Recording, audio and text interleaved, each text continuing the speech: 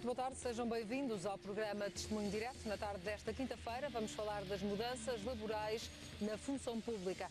O diploma começou a ser discutido esta quinta-feira na Assembleia da República, dia também que ficou marcado por interrupções e insultos ao Secretário de Estado da Administração Pública, Hélder Rosalino. Vamos poder ver esse momento mais à frente. Antes percebemos também o que muda neste diploma. Menos horas, menos férias, aliás, mais horas de trabalho, com o horário semanal a passar das 35 para as 40 horas. Também o diploma que prevê a mobilidade na função pública. São então algumas das mudanças que são propostas pelo Governo neste diploma. Queremos saber também a sua opinião ao longo desta tarde. Concorda com estas mudanças na Lei do Trabalho da Função Pública? É a pergunta que lhe colocamos ao longo desta hora. Já sabe que para responder pode fazê-lo de várias formas, através do número de telefone 22953-8525, eu repito, 22953-8525, é este o número de telefone que deve ligar para nos deixar também o seu comentário em direto neste testemunho direto. Pode também fazê-lo através de e-mail para testemunhodireto@sapo.pt ou também deixar-nos a sua mensagem no Facebook do Porto Canal. Ao longo desta hora fazemos também um inquérito, resultado divulgaremos no final do programa. A pergunta que lhe colocamos é exatamente essa, é se concorda com a nova Lei do Trabalho em funções públicas. Se a sua resposta é sim, deve ligar o 760 300 621. Se a resposta é não, deve marcar o 760 300 623. Mas para percebermos também este tema, os impactos destas mudanças nos trabalhadores do Estado, temos connosco em estúdio o Dr. Pedro Botelho Gomes, é advogado e especialista em Direito do Trabalho. Vamos ter a oportunidade de falar mais à frente neste testemunho direto. Antes, olhamos de facto a reportagem que fica marcada pelo debate no Parlamento e também pelos insultos a Hélder Rosalino. Voltam os protestos às galerias do Parlamento. Agora foi a vez do Secretário de Estado da Administração Pública a ser interrompido por dirigentes e ativistas sindicais que protestavam contra a Lei Geral do Trabalho em Funções Públicas em discussão na Assembleia da República. Ouviram-se palavras de ordem. Peço o favor de recolherem as tarjetas e de silenciarem ou então de saírem. E panos vermelhos com a palavra não, em símbolo de repúdio pela proposta legislativa do Governo. A polícia interveio, expulsando dirigentes e ativistas, entre os quais estava a coordenadora da Frente Comum. E Hélder Rosalino pôde então terminar a sua intervenção de apresentação da lei, que deverá entrar em vigor no dia 1 de janeiro. A Lei Geral do Trabalho em Funções Públicas regula as condições de trabalho na administração pública.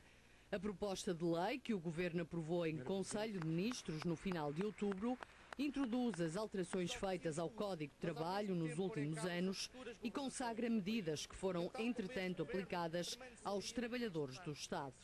A alteração do horário semanal de trabalho, das 35 para as 40 horas, o sistema de requalificação e as rescisões por mútuo acordo são algumas das matérias que já estão em vigor, mas que vão ficar incluídas na lei que está a ser revista. Uma das alterações previstas é a redução do número de dias de férias de 25 para 22 dias úteis.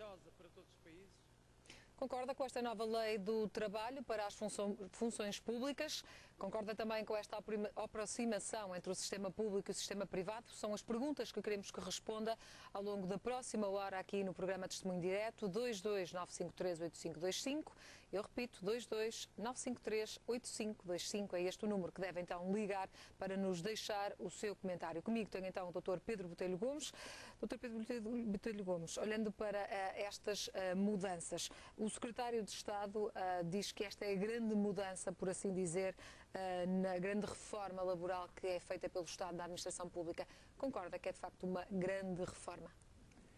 É uma reforma, não acho que seja tão grande quanto isso, mas é uma reforma, e é uma reforma que neste momento parece ser maior do que aquilo que efetivamente é, porque neste momento o que está em causa é como se fosse o somatório de várias parcelas. Nós já tivemos diplomas avulsos que vieram regular a questão das 35 ou 40 horas, por exemplo, já foi analisada. Algumas que estão até já em vigor. Que estão em vigor em legislação avulsa.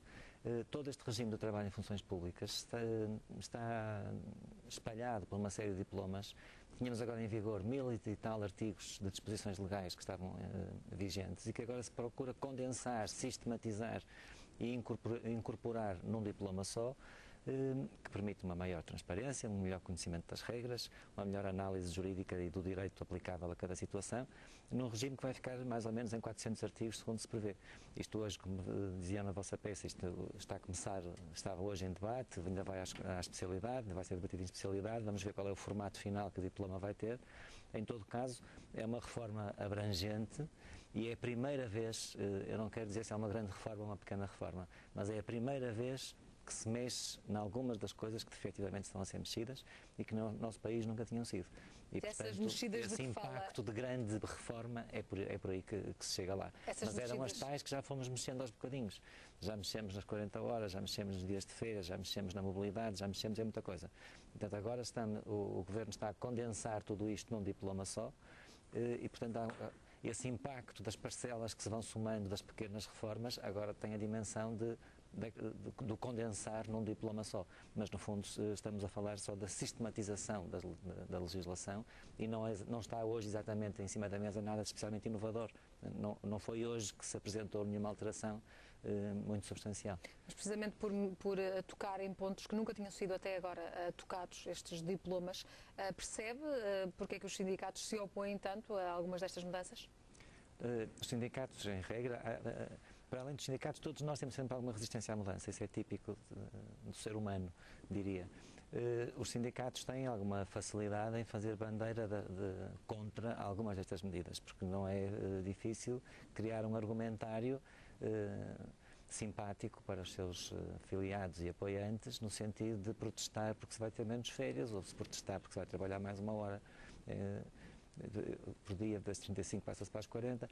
Há muitos argumentos que são fáceis de trabalhar, digamos assim, mesmo em termos de estratégia de comunicação, por uma força de intervenção social, como são os sindicatos, por exemplo. Portanto, é fácil provocar alguma agitação com isto. Mas, em todo caso, também não queria deixar de sublinhar um ponto que tem que ver exatamente com essa agitação e com esse protesto, que é, que entendo que não devo deixar de sublinhar, que é o que se passou hoje na Assembleia da República mais uma vez. No Parlamento, na Casa da Democracia, na sede da democracia, o público que tem acesso às galerias e deve ter, era o que faltava que o Parlamento funcionasse à porta fechada, não respeita as regras da democracia. Porque o Parlamento, enquanto existir, enquanto tiver em funções, enquanto não for dissolvido, representa todos os portugueses. E, portanto, há um grupo de gente, dos mais diversos setores, que, periodicamente, numa ação que de espontâneo não tem nada, porque se percebe quando se vê as imagens que aquilo é uma coisa que está organizada, está pensada antes, que usa as galerias do Parlamento para tomar atitudes que não são dignas daquele espaço e que não podem ser toleradas. E, portanto, eu acho até alguma graça nesta maneira ligeira, como em Portugal, o temperamento típico que os portugueses têm de ser suaves, como quem está a dirigir os trabalhos parlamentares, com muita calma, diz uma vez, diz duas, diz três. Mas se bem que Assunção Esteves, a Presidente da Assembleia da República, já disse por várias vezes que é crime esse tipo de manifestações na Assembleia da República. Pois, mas ainda não percebemos é que, efetivamente, se as pessoas estão a ser acusadas de algum crime e se estão a ser sancionadas por fazer aquilo, e como é que, no primeiro momento, a reação continua a ser tão leve. Eu peço que abandonem as galerias, seja da Assunção Esteves ou outra pessoa qualquer que naquele momento esteja a dirigir os trabalhos, que não é sempre a Presidente da Assembleia que está a dirigir os trabalhos, às vezes são outros membros da mesa da Assembleia a dirigir. Agora, que me parece que é absolutamente intolerável o uso que está a ser feito daquele espaço das galerias nos últimos tempos, acho. Senador, já vamos voltar ao comentário, vamos também ouvir outras opiniões que nos interessa também para este tema, este debate. Ao telefone tenho já Fernando Fraga, ele que é do Sindicato dos Trabalhadores da Administração Pública. Muito boa tarde, Fernando Fraga. Aquilo que lhe pergunto, e olhando para este conjunto de diplomas que estão agora a ser discutidos, quais são, do seu sindicato, as maiores preocupações? Boa noite. As maiores preocupações, como ainda agora estivemos a acabar de ouvir alguém, portanto, também fazendo um comentário sobre esta nova legislação, que não é nova, como é evidente, e também ficou reivindicar, também não é uma compilação de toda a legislação que havia dispersa pela função pública. Também para dizerem que nem todos os sindicatos, nem todas as pessoas são adversas às mudanças. Nós mesmo tínhamos pedido a compilação da legislação da administração pública, já que é do governo anterior, já há muito tempo que a tínhamos pedido. Agora, para surpresa nossa, até porque era muito mais fácil, para os trabalhadores, para todas as entidades empregadoras públicas, é muito mais fácil a sua aplicação. É evidente que para nós, quando pedimos isso, fomos confrontados primeiro com a legislação avulso, quer para os aumentos dos horários de trabalho, quer para a diminuição de férias.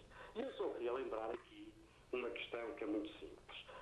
Os funcionários públicos também já trabalharam as 40 horas há muito tempo e só diminuíram a carga horária de trabalho porque o nosso governo da altura teve a coragem de dizer que não havia dinheiro para aumentos salariais. E isto foi uma diminuição dos horários de trabalho, foi a contrapartida para os aumentos salariais. E por isso, hoje, somos confrontados precisamente com o contrário.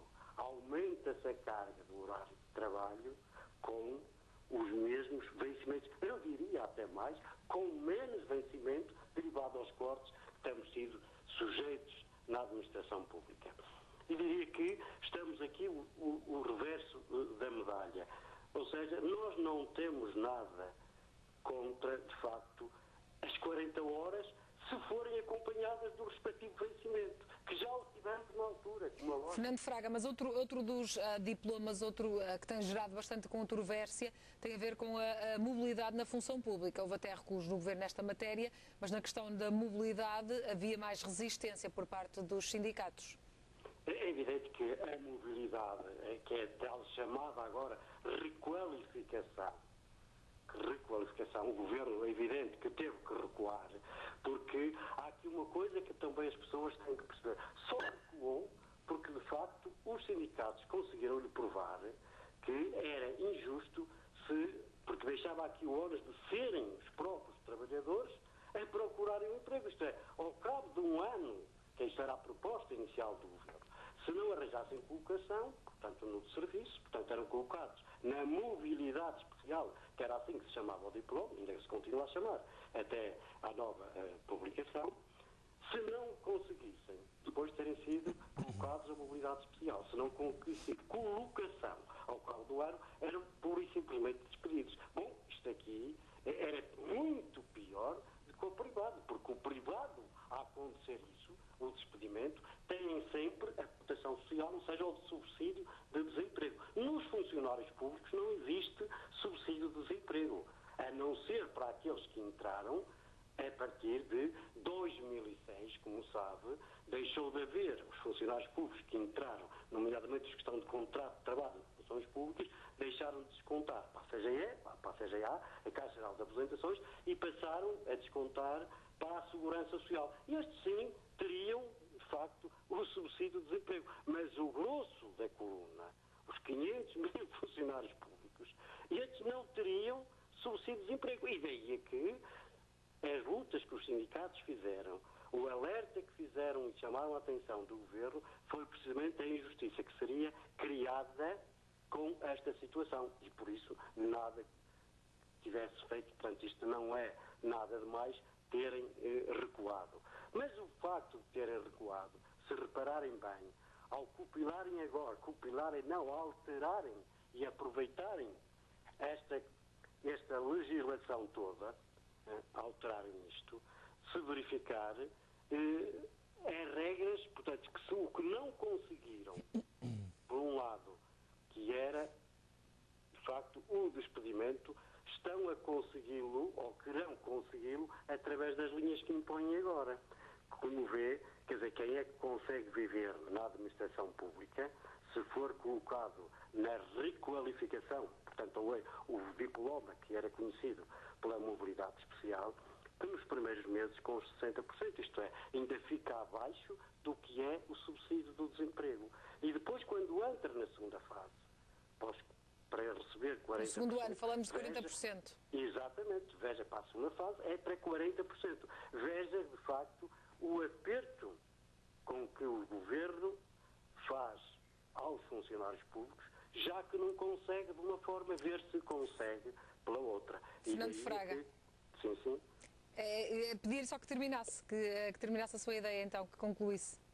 É evidente que nós, é como digo, somos de facto contra as 40 horas porque não vêm acompanhadas da remuneração correspondente e da mobilidade especial, ou seja, a requalificação, porque de facto aquilo é o caminho para o despedimento.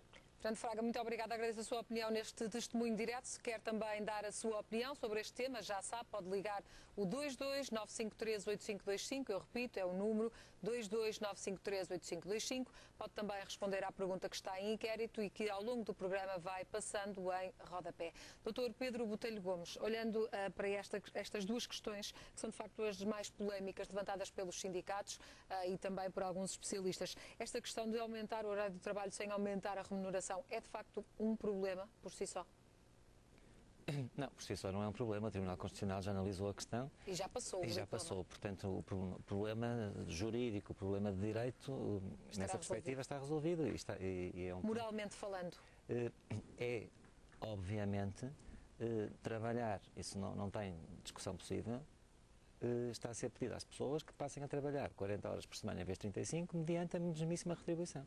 Portanto, não vai haver aumento nenhum, não vai haver pagamento de memória extraordinária, as pessoas vão ter o mesmo ordenado e vão trabalhar 40 horas em vez de 35. Isso é efetivamente verdade, uma verdade insufismável. Portanto, vai-se trabalhar um bocadinho mais, ganhando rigorosamente o mesmo.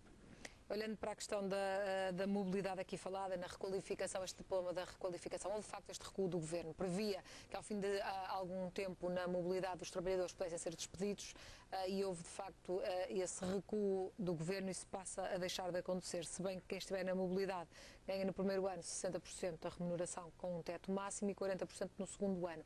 É de facto um diploma necessário para o Governo cumprir a sua intenção de reduzir aquilo que é a máquina do Estado? Eu pessoalmente acho que sim. E acho que os 60% com um teto máximo também não estão muito desalinhados com o que é a regra normal de subsídio de desemprego, que toda a gente tem mais ou menos por adquirido, que são 65% da remuneração de base, mas também tem um teto. E também tem um corte de 10% ao fim de 6 meses imediato. E, portanto, o regime não é tão discrepante quanto isso. Em todo caso, eu acho que há aqui um cuidado e percebendo-se que eventualmente é criado um quadro legal que conduzirá a algumas rescisões ou que o Governo pretende que facilite a redução da estrutura da administração pública. Também há algumas salvaguardas, nomeadamente no que está previsto serem as indemnizações a pagar às pessoas que aceitem sair, por acordo. E neste momento, se pensar no que se passa, por exemplo, no setor privado, em que para fazermos um acordo, se estamos de acordo, o acordo é feito nos rigorosos termos que nós quisermos, e portanto eu posso fazer um acordo consigo por €1 ou por €1 milhão, porque está na liberdade das partes fixarem o acordo nos termos e com a compensação que bem entenderem. E aqui na função pública continua a prever-se uma regra de atribuição de indemnizações que constitui também uma salvaguarda, se quiser, ou um reforço de uma garantia que compensa uma eventual fragilidade do vínculo que as pessoas pensavam ter ou que estavam habituadas a ter, se bem que também, em bom rigor, o tal vínculo eterno, vitalício, que nós estávamos habituados a associar aos trabalhadores da função pública, desde que estava em vigor já o regime do contrato de trabalho em funções públicas, já não era a mesma coisa, já não eram as velhas nomeações que saíam no Diário da República e as formas tradicionais de acesso à função pública. E, portanto, a relação jurídica do trabalhador com a administração pública já mudou muito ao longo dos últimos anos. Não é agora o grande cataclismo, não é agora um terremoto sobre o edifício jurídico que regula isto. Já houve muitas alterações e o paradigma da relação laboral já mudou muito. Agora são mais uns ajustes incluídos neste programa de ajustamento que Portugal está a viver, também ajustam um bocadinho aqui. Mas há que reconhecer, julgo eu, que de facto o ajustamento que ainda falta fazer é do lado do Estado. as famílias já o fizeram e fazem todos os dias, e as empresas privadas também. Eu julgo que no setor do Estado estamos todos à espera que também façam a sua parte. Sr. Doutor, já vamos voltar também ao comentário. Partimos ao encontro de outra opinião. O Doutor André Azevedo Alves é politólogo. Muito boa tarde. Sr. Doutor, o que lhe pergunto olhando para a reforma do Estado no seu global, para outras reformas que se vão fazendo pontualmente, é que se de facto esta aproximação daquilo que é o sistema público, o sistema laboral público ao privado, era também inevitável? Eu creio que sim, até do ponto de vista do tão indicado princípio da equidade. Não se poderia compreender que no momento em que o país passa por uma situação tão complexa, que os regimes mantivessem os regimes de trabalho, ou que houvesse regimes de trabalho de condições tão diferentes. E, portanto, seja por que processo for, e haverá várias formas para chegar a esse objetivo, mas será natural e creio até será saudável que haja uma aproximação, ainda que gradual, entre os regimes de trabalho no Estado e no setor privado. Olhando para as mudanças que são aqui introduzidas, alguns dos diplomas já estão de facto em vigor, outros entrarão com esta nova lei. Esta questão da mobilidade, muitas vezes falada como forma encapotada de despedimento. O que lhe pergunto é se serve os interesses do Governo, neste caso, na questão dos funcionários públicos, de poder aumentar o número de rescisões. Poderá ser um efeito, embora na atual conjuntura tenho dúvidas de que a medida por si própria vá ser suficiente para que o Governo atinja os objetivos, nomeadamente do ponto de vista do contributo orçamental, em termos de equilíbrio orçamental que se espera. Ou seja, eu creio que a reforma do Estado terá que ir bastante além deste tipo de medidas, ainda que o regime da mobilidade poderá ser um dos instrumentos a utilizar. Mas creio que será um pouco, se o Governo estiver a apostar que por si só digamos, a ferramenta da mobilidade vai permitir atingir os objetivos previstos, isso julgo que será imprudente, porque não dispensará de uma forma mais, digamos, mais direcionada e mais Ministério de Serviço, que em larga medida continua por fazer. Olhando para essa reforma de que fala, essa reforma a nível dos ministérios, passa necessariamente por cortes no pessoal, cortes também nos salários?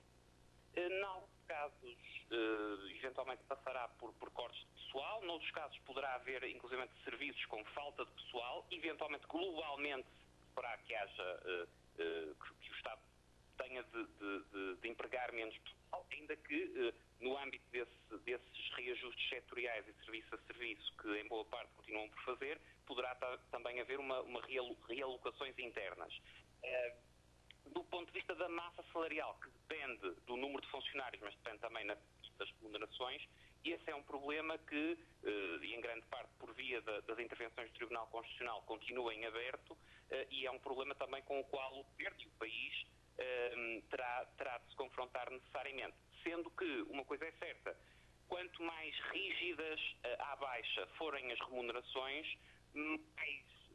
mais significativos terão de ser os ajustes em termos de número de pessoas contratadas, não é? Isso creio que é relativamente óbvio para atingir o mesmo objetivo. Se não é possível haver reduções ou cortes salariais, ou se é muito difícil haver reduções ou cortes salariais, a única via que resta para atingir o mesmo objetivo em termos de redução de despesa será dispensar mais pessoas. Muito obrigada, Dr. André Azevedo Alves. Agradeço a sua participação neste testemunho direto. Muito obrigada também pela ajuda que nos dá a tentar perceber então o impacto desta nova lei geral do trabalho em funções públicas. Já sabe que também, se tem uma opinião sobre este tema, pode nos ligar para o testemunho direto 22-953-8525. É este o número de telefone que deve usar. testemunhodireto@sapo.pt é o endereço de e-mail para o qual deve também enviar a sua mensagem. E se quer responder ao inquérito, a pergunta que lhe fazemos hoje é se concorda com a nova lei do trabalho em funções públicas. Se concorda e a resposta é sim, deve ligar o 760 300 621. Se a resposta é não, se não concorda, liga ao 760 300 623. Dr. Pedro Botelho Gomes, ouvimos aqui o Dr. André Azevedo Alves a deixar-nos aqui uma perspectiva da reforma também de que falava, ou seja, o ajustamento foi feito pelo lado das famílias, foi feito pelo lado do aumento de impostos, depois há esta necessidade de ir cortar no Estado, que necessariamente se esbarra nas pensões e se esbarra também nos funcionários públicos. Aquilo que lhe pergunto, se dessa matéria, se a lei laboral da função pública é ainda assim demasiado rígida? Eu admito que não seja demasiado rígida.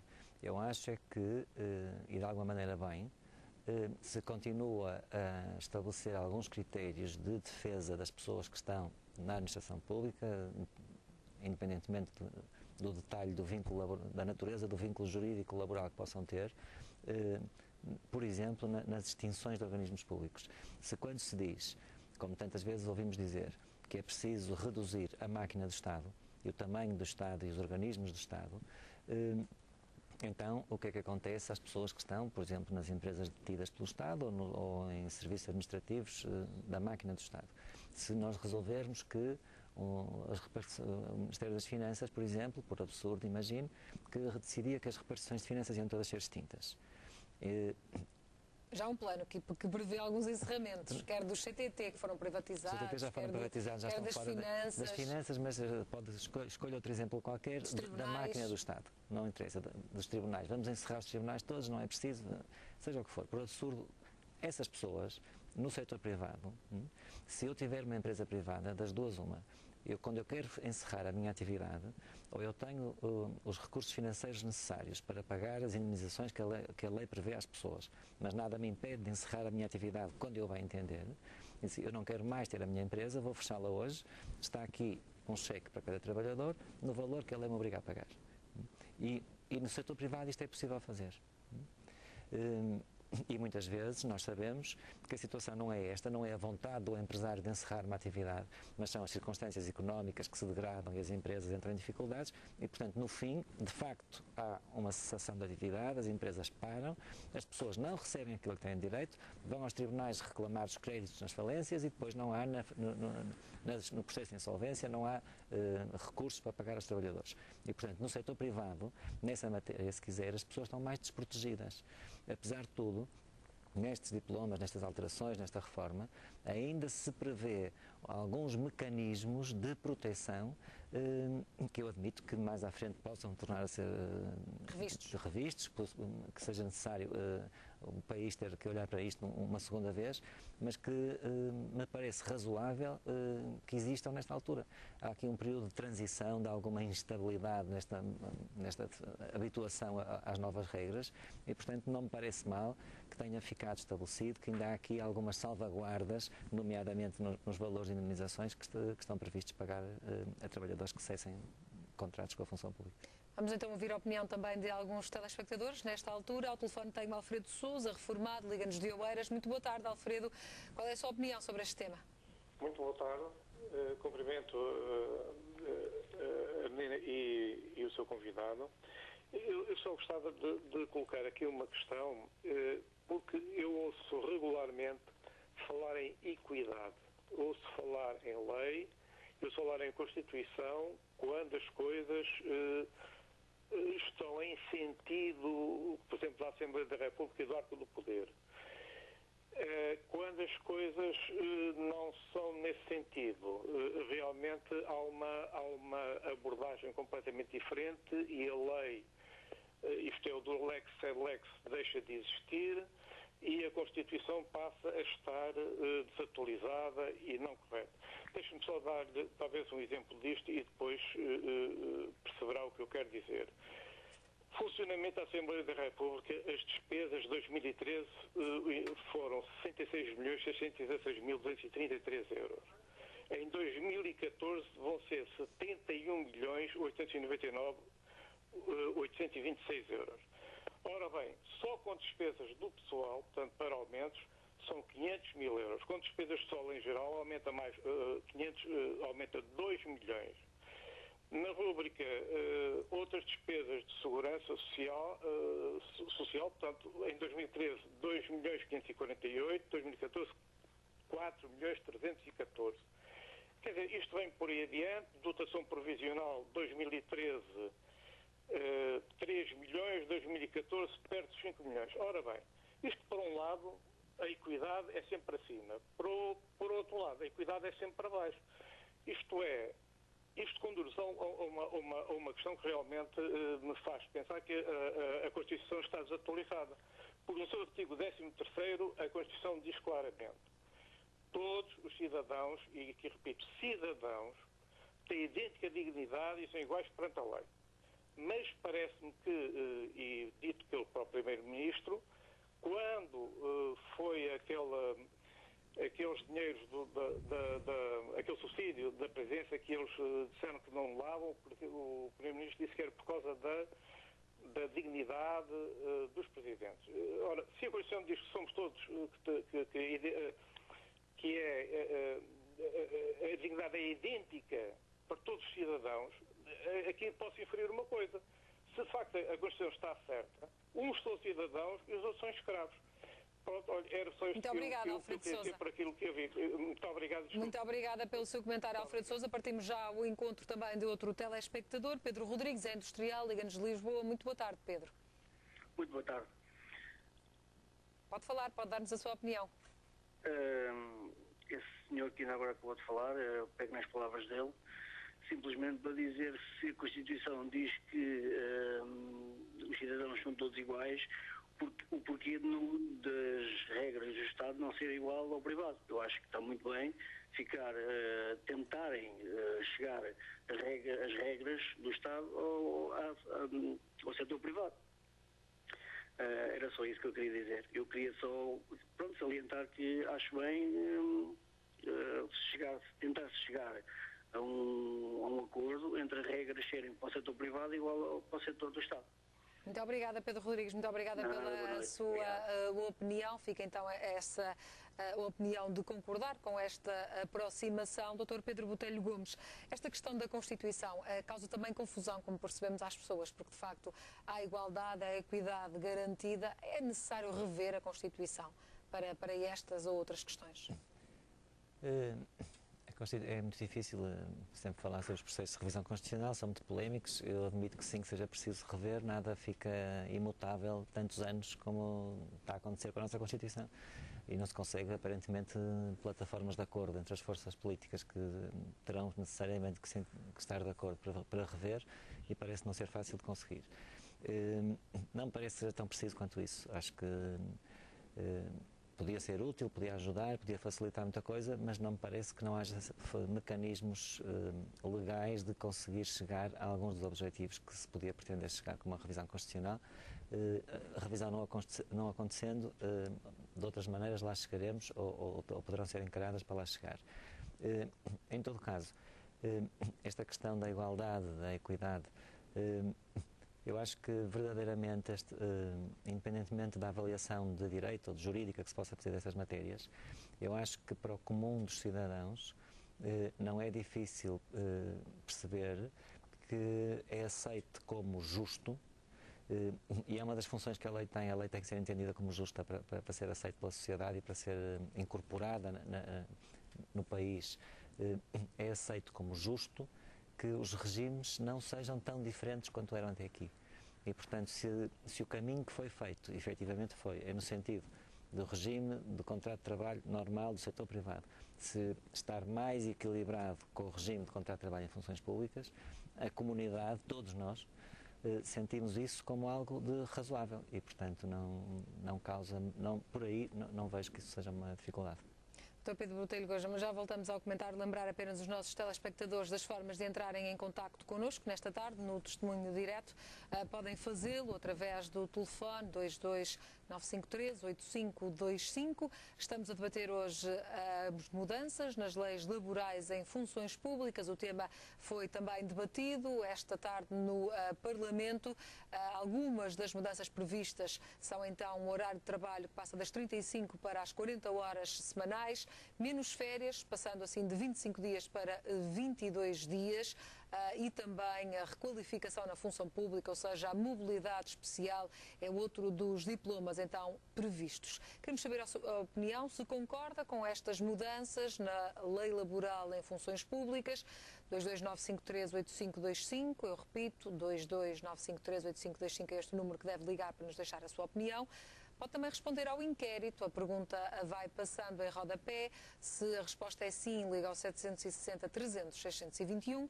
Se a resposta é não, liga o 760 300 623. Dr. Pedro Botelho Gomes, falamos da questão da Constituição, que é de facto também muitas vezes levantada pelos telespectadores, e perceber também que, apesar de haver estas regras para a função pública, há também dentro da função pública exceções, ou seja, carreiras dentro da função pública que ficam à margem de muitas destas mudanças, até pela especificidade do trabalho que desenvolvem, nomeadamente as forças de segurança. As forças de segurança ficam de fora, também há um regime especial para docentes.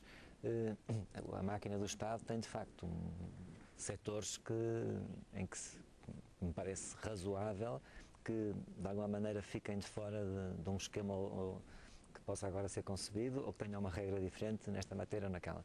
Isso não me faz impressão nenhuma. Também nós temos, se quiser, nos contratos coletivos de trabalho, também os adaptamos em função dos setores a que se aplicam. Com certeza que o contrato coletivo de trabalho que regula o setor metalúrgico não há de ser igual ao do comércio retalhista do Porto. E, portanto, se quiser, as diferenças que possamos considerar aqui são exatamente as mesmas que existem no setor privado quando os empregadores negociam com os sindicatos, as associações empresariais negociam com as associações sindicais no estabelecimento dos contratos coletivos de trabalho.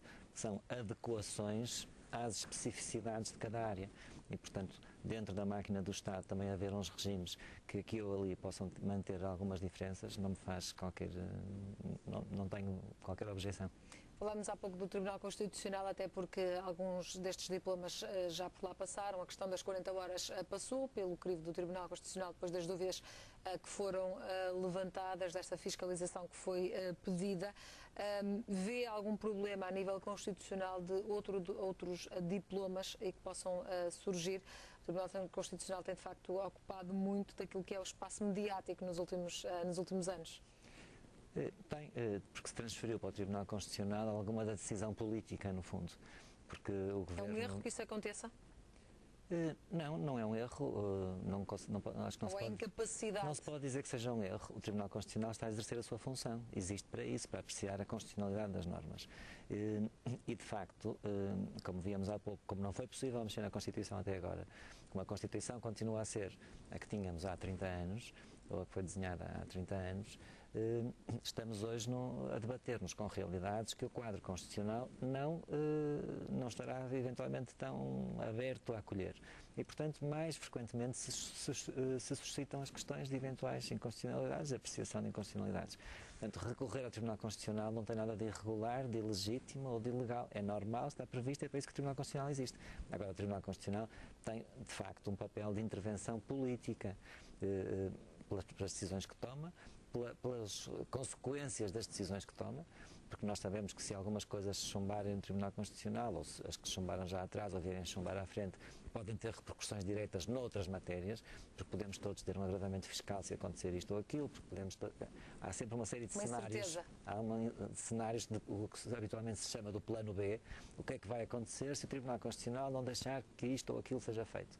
E, portanto, como nós não sabemos se o caminho a seguir vai ser aquele que está trilhado ou apresentado pelo Governo, ou se de repente pode surgir uma inconstitucionalidade, uma declaração de inconstitucionalidade que obriga a pensar nos tais planos B, C ou D, portanto, cria-se aqui uma margem de insegurança, agora, sem prejuízo de ser, obviamente, lícita, legítima e correta e democrática a